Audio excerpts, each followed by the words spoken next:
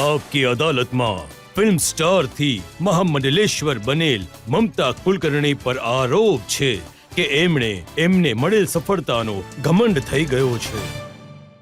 જો તમે કહો છો કે એ સમયે પણ ફિલ્મો કરતા હતા ત્યારે પણ તમે ધાર્મિક હતા, પણ જે ધાર્મિક પ્રકૃતિના લોકો હોય છે એમનું સંયમ ઘણો હોય છે, એમનો ગુસ્સો ઓછો હોય છે, અહંકાર ઓછો હોય છે. પણ આવા ઘણા એવા ઉદાહરણો હું તમને આપી શકું છું. જેમ કે તમને સુંદરતા પર અહંકાર છે તો તમે કહ્યું રેખા અને શ્રીદેવી એક કોસ્મેટિક બ્યુટી છે, અસલી બ્યુટી તો હું છું. અય્યા,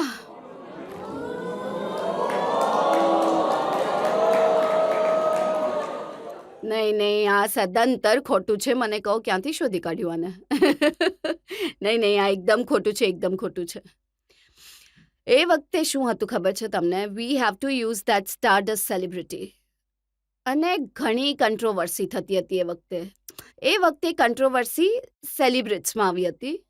અને હું એ પત્રકારનું નામ નથી લેવા માંગતી, પણ આ લોકો શું કરતા હતા કે એમની કોઈ આપસી શત્રુતા હોઈ શકે એ સ્ટારની સાથે, તો એમની હિંમત નહોતી સામે બોલવા માટે તું નાલાયક છે. કહ્યું કે મમતાએ કહ્યું કે રેખા નાલાયક છે. આઈ એમ ટેલિંગ યુ, આવું થયું હતું મારી સાથે એક દિવસ. તો મેં તરત જ રેખાજીને ફોન કર્યો. મેં કહ્યું, રેખાજી, હવે 5 દિવસ પછી મારો એક ઇન્ટરવ્યૂ આવવાનો છે સેલિબ્રિટીમાં, અને એમાં જે કંઈ પણ લખ્યું છે એ મેં નથી કહ્યું. તો મને કહ્યું કે પત્રકાર કોણ છે? હું એનું નામ લેવા નથી માંગતી. મેં કહ્યું XYZ. એમણે કહ્યું સારું, પરંતુ એ લાઇન્સ મારી નથી. Okay Mamata, I understood, don't take it personally.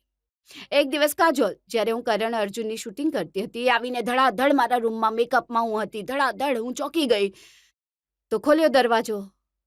I said, yeah, Kajol, what is this? No, I'm getting one interview. People written I'm one jealous on you and having insecurity about you. Yeah, okay. I'm not said that. મેં કહ્યું, it's okay. Okay. જતી રહી. તો આ એ વખતે આ જે મેગેઝીનો હતી બીજાને આગ ચાપવાનું શરૂ કરી દેતા હતા. એમને જોઈતું હતું કંઈક spicy two put on the cover. એમને નાખવાનું હતું મને કવર પર. પહેલાથી ચૂઝ કરતા હતા રેખાજીને કવર પર નાખવાનું છે, મમતાજીને આ કઈ રીતે લગાવીશું બેઉમાં. એ ખબર ઘણી છપાતી હતી. સુલતાન ઓફ બ્રુનેઈના ઘણા નજીક હતા, એમને મળવા તમે જતા હતા, એમને લઈને ઘણી વાતો કહેવામાં આવતી. નહીં, એવું બન્યું હતું કે અમારા 12 ટુઅર્સ ગયા હતા, શાહરૂખના, આમિરના અને મારા. અને એ વખતે હું લંડનમાં હતી. હિલ્ટન હોટલમાં અમને મુકામ અપાયો હતો, મોરાની બ્રધર્સમાં. અને ઇવનિંગમાં એક દિવસ ફરહત હુસેન કરીને હતા, એમના જે બાર શોના મેઇન હતા, ઓર્ગેનાઇઝર હતા. તો એમનો નોક આવે છે મારા બારણા પર અને કહે છે કે મમતા, there is Princess Hamida and she wants to see you. એ જે હમીદા છે સુલતાન બ્રુનોઈની ડોટર છે અને તે તમારી ઘણી મોટી ફેન છે અને એ ડોયચેસ્ટર હોટલમાં રોકાયેલ છે અને તમને મળવા માંગે છે. તો મેં કહ્યું કે આ જે પ્રિન્સેસ છે, તો મેં કહ્યું એ જાતે આવે મને મળવા માટે. Why should I go to see her? તો ફરહતે કહ્યું, મમતા શટ અપ. કહ્યું કે you can't hold, she is a small girl. મેં કહ્યું, she is a small girl? મને લાગ્યું કે મોટી ક્વીન વિન હશે, થ્રોન પર બેસી હશે, આવી જાઓ મને મળવા. તો મેં કહ્યું 1 સેકન્ડ. પછી મેં કપડાં ચેન્જ કર્યા અને અમે ડોયચેસ્ટર હોટલમાં ગયા. આ આખું ડોયચેસ્ટર હોટલ એમનું જ છે અને એમના 3rd ફ્લોર પર એમનું એ રહેવાનું છે. તો ઉપર ગઈ તો એકદમ ડાઉન ટુ અર્થ પ્રિન્સેસ હતી. એ જમીન પર બેસીને એના ઓર્ફન બાળકોને ઓર્ફન કરીને પોતાની પાસે રાખતી હતી એ. અને એના પછી એની બર્થડે હતી હમીદાની બ્રુનાઈમાં. તો મને એના માટે એણે આમંત્રિત કરી કે Mamata, can you come to my birthday, it's in Brunei. તો મેં કહ્યું okay, I will come, I have no problems. તો હું બ્રુનાઈ ગઈ હું. એ દુનિયાના સૌથી રિચેસ્ટ લોકોમાંથી એક છે. જી, એ સમયે તો he was the richest man, sultan of Brunei. તો હું ગઈ હતી ત્યાં એમના બર્થડે પર. 5000 ડિગ્નેટરીઝ હતા. કોણ માઇકલ જેક્સનથી લઈને ઘણા લોકોએ પરફોર્મન્સ આપ્યું. અમે બધા એક જ ટેબલ પર બેઠા હતા. તો આવી વાતોથી અભિમાન થતો તો તમને એરોગન્સ આવતું હતું? અરે નહીં નહીં, આવું કંઈ નથી થયું. મેં કોઈને જણાવ્યું જ નથી આ બધી વાતો.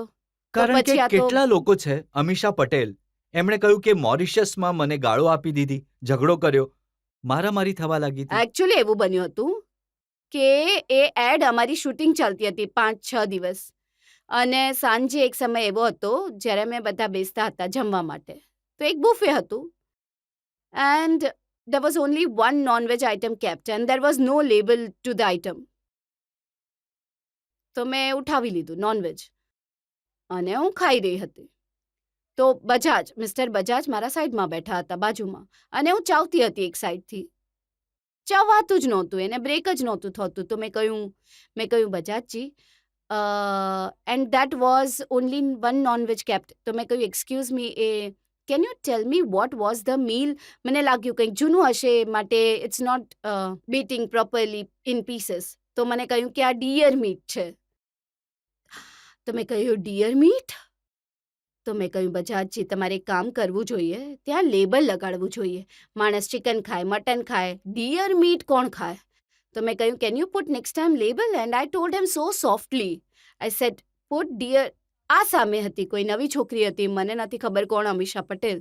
ઓ my god, you celebrity so pricey, so high, you making controversy, you are making issue on deer meat. તો મેં કંઈ કહ્યું નહીં.